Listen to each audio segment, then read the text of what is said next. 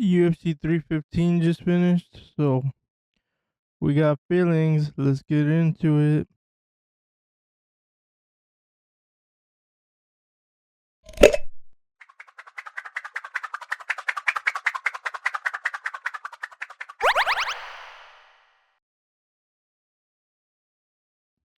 What is going on, everybody? I hope everybody is well. I hope you enjoyed the fights tonight. Make sure you like, subscribe, and do all those YouTube things for me. I would really appreciate it. Like I said, this series, the immediate reaction after a big UFC fight is more opinion based, so I'm not even gonna edit this. The only editing I'm gonna do is putting in the graphics. But other than that, because these are more, instead of me being a professional wannabe journalist, I'm gonna be a UFC fan for these. And I'm white hot because we had it. We had it. We had it. We had it. We had Ilya Taporia versus Islam Makhachev set for UFC 317 International Fight Week. If Bulal Muhammad would have won. But hey, man, good on Jack Delia. That guy is a beast, but I'm white hot. Like, bro, we had it. And I'm going to leave a link to a description of why I wanted to see this fight so bad. I'm going to tell you, Ilya went on a podcast and said, I'm going to choke Islam out with his favorite submission in front of Khabib.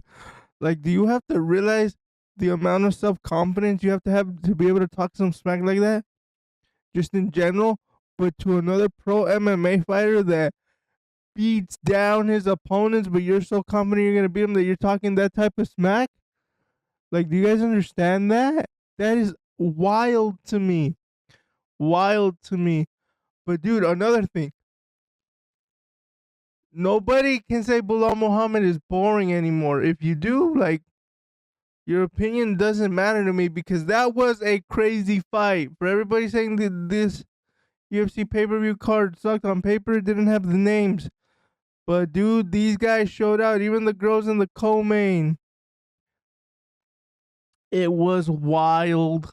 It was wild. And I honestly thought, I'm like, okay, I gave Bilal the first round. I gave Jack the second round.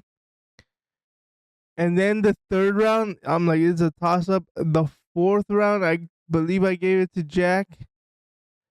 And then the fifth round, Bilal, he tried, but Jack's takedown defense was out of this world. Like, if him and Islam are next, it's gonna be a crazy fight. It's gonna be a crazy fight. The girls, Valentina Shevchenko and Manon Fiorot, another crazy fight. Nah, I wonder for Valentina, what they do is they do the super fight with Wei Li Zhang, and then she retires. Because after that, what is it? She's not gonna go up to 135 and fight Kayla. She's not gonna fight Juliana. Especially if Amanda comes back. Like, the UFC is praying that Kayla Harrison wins this fight on June 7th, okay? Because then they do Kayla and Amanda at MSG. That's their next biggest pay per view other than International Fight Week. The three big pay per views are International Fight Week, MSG, and the end of the year card. At least they try to make that end of the year card feel special. But dude, I still can't get over how good Bilal Muhammad versus Jack Della Maddalena was. And how good Jack Della's striking. I knew he was good. I didn't know he was that good. Like, this guy had so much confidence going into this fight. And even when Bilal took his back, it was extraordinary to see what Jack did. I'm telling you, him and Islam's a good fight, but I'm telling you, we had it. We had it. And then Jose Aldo versus Firas Zahabi's brother, Zaham Zahabi, I believe his name was. What's his name? I feel bad not knowing his name. I should go look up his name.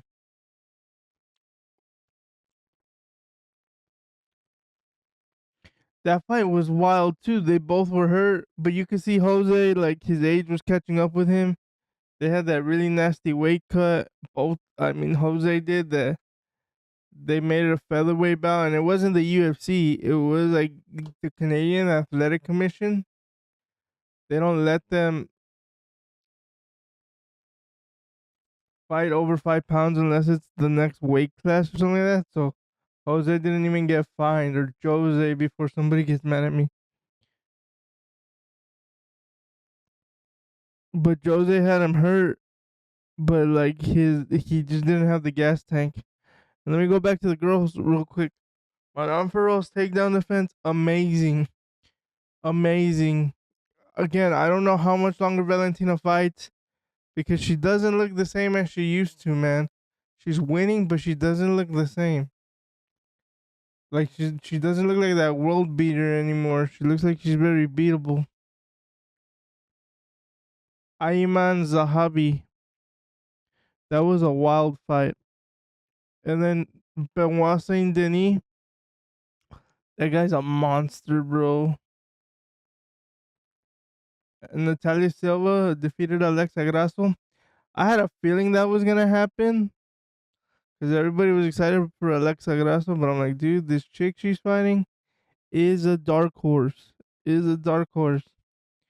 I'm very excited for what's on the horizon for Natalia Silva.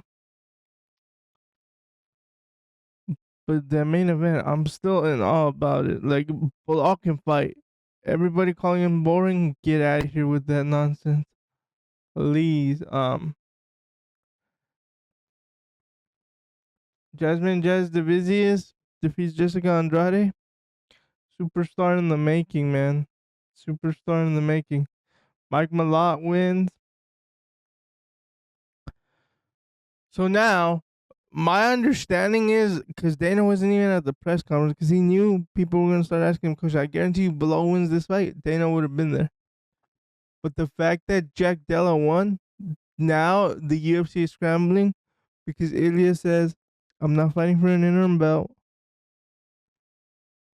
They told me my next fight would be for the undisputed lightweight belt. So does that mean they strip Islam? Even though Islam says he's not gonna give up his belt. But Connor did say that too, that he was still a two-weight world champion when he fought Khabib. It's not usually what the fighter says, it's usually what the organization says. So here's what I think happens. I think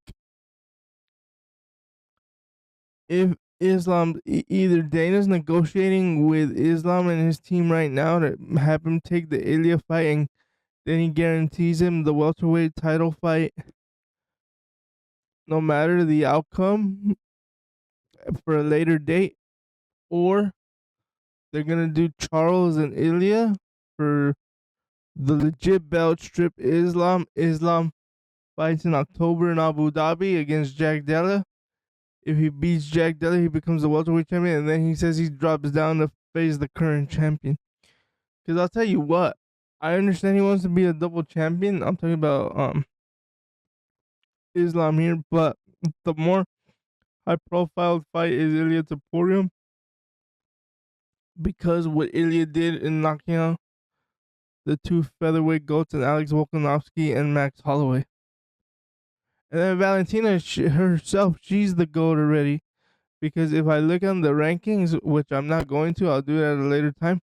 I guarantee you she beat everybody in the top 10. And if she hasn't, just because she hasn't fought them, because the only ones I can think of are Macy Barber and Erin Blanchfield, who fight, I believe, in 2 weeks. But dude, we had it. We had it, but Jack Dilla had other plans. What you guys think about the fights? Let me know. Make sure you follow us on social media, like, subscribe. Please, I would really appreciate it. Peace, guys.